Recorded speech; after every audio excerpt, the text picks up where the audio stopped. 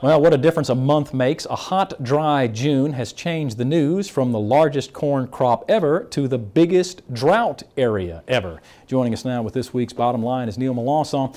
And Neil, I know harvest has not started there yet, but things do not look good at all for farmers in the Midwest.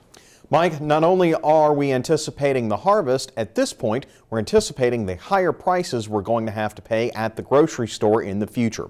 Right now, we're insulated from these costs. These rising grain prices mean for consumers, but everything is pointing to higher food prices in general. If you remember, that goes against what I said just a few weeks ago about food prices possibly going down by the end of the year. To be fair, we were headed in that direction, but that was before this drought. What's more, we may still be headed in that direction for the short term at least. American Farm Bureau's latest market basket survey shows an overall drop in food prices of 3% in the second quarter of 2012 compared to the first 3 months of the year. As you can see, their informal survey shows a drop in staple items such as shredded cheese down 36 cents, sliced deli ham and OJ down about 20 cents apiece, baking flour down 3 cents to $2.62 for a 5-pound bag. Breakfast is also cheaper these days, with bacon down 17 cents to $4.04 a pound.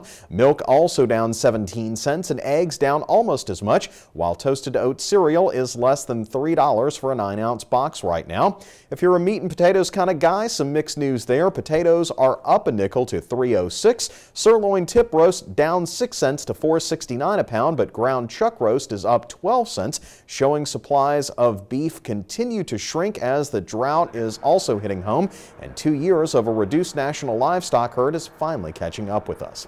The bottom line is we still have to see what kind of yield we will get come harvest time, but with the USDA making its largest disaster area declaration in history and a drought more severe in places than in the Dust Bowl era, it's safe to say we will likely see a massive reduction in both corn and beans this year. It will take time before it makes its way through the system, and the only saving grace would be timely rains to mitigate what will be a total loss for many producers across the country.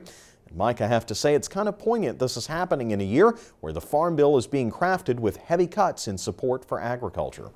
And Neil, you talk about rising food prices. I see that prices at the pump are also starting to rise. It is going to be a long summer. Neil Melancon, thanks.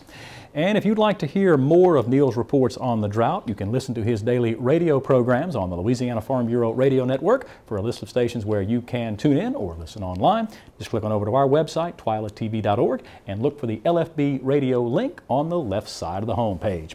That does it for this edition of This Week in Louisiana Agriculture. Be sure to join us next week when Kristen Oakes will take us up to Louisville, Kentucky for the annual National Angus Show. Lots of folks from Louisiana representing the state up there. Until then, you can watch any of our stories online. You know the address, twilatv.org. For all of us here at This Week in Louisiana Agriculture, I'm Michael Dana. Thanks for watching, everybody. Hope to see you again right here next week.